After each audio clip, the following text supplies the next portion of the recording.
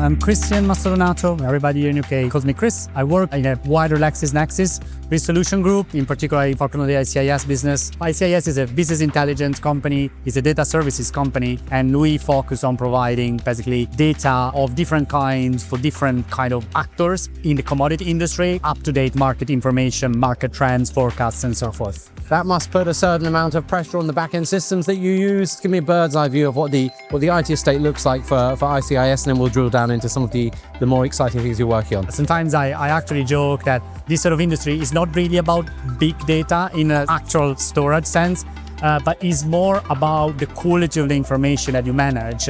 In general, our data is very mixed. So we have a lot of numerical data, as you can guess, mainly prices, of course. We deal a lot of prices and what we call fundamental data. But we also have a lot of content because we have editors, journalists doing research, talking to people all the time. And so what makes ICIS special in this sense is having quantitative and qualitative data that you have to match all the time. And using documents in MongoDB has been very beneficial. What are you building on MongoDB? I would split it up into two major areas. One, which is our core business, really about managing the content.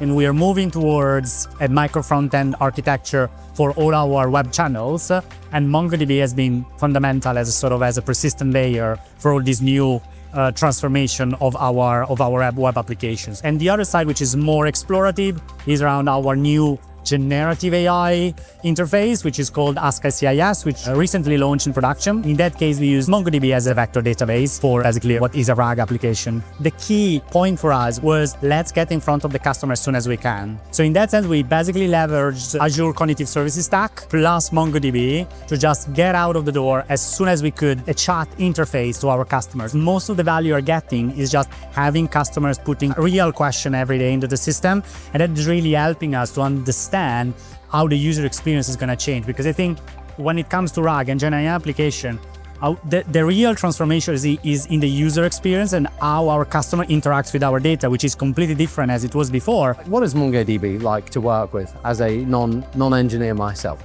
The conversation we usually have is basically the speed of transaction. And in that sense, the data quality you want to ensure. When we move closer to slow-moving data that we want to ensure very high quality, especially at the relationship level, of course, we still to go towards SQL.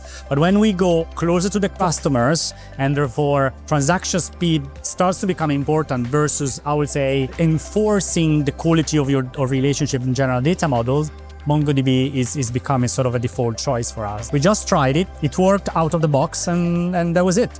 Yeah, what are your development priorities over the next year?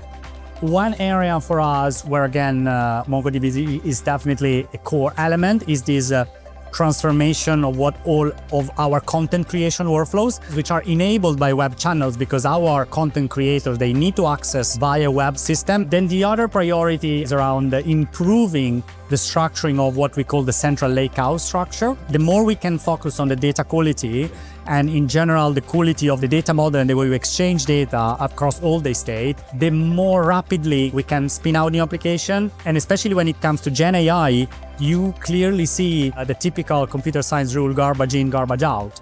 And then these are sort of two foundational elements. And then on top of that, we are what we are calling at the moment the AI factory, building a set of tools where we can easily spin out new AI application. What do you think you need to do to make that AI factory kind of most effective for the business? What processes are you still refining there to build replicable, easily deliverable AI applications? What do you think still needs a little fine-tuning? We need to make still certain steps to structure very well the data dictionary in general, the data mesh as a clear domains and bounded context to basically access data in a structured way with the quality that you want. So that's definitely going to be a step. And then the other element is set up a set of tools available to our internal users to build these applications. And Gen AI is one of those, but we're thinking you definitely want to go beyond that. For example, one of the areas that we are exploring a lot is knowledge graphs, which we believe is going to be a core element and also possibly a competitive advantage to being able to build our own knowledge graph and being able to structure it in a way that can be automatically accessed. We believe is going to be a big change.